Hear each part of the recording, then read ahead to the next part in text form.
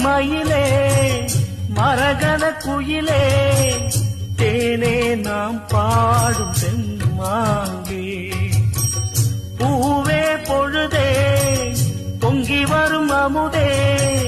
காதில் கேட்டாயோ என் வாக்கே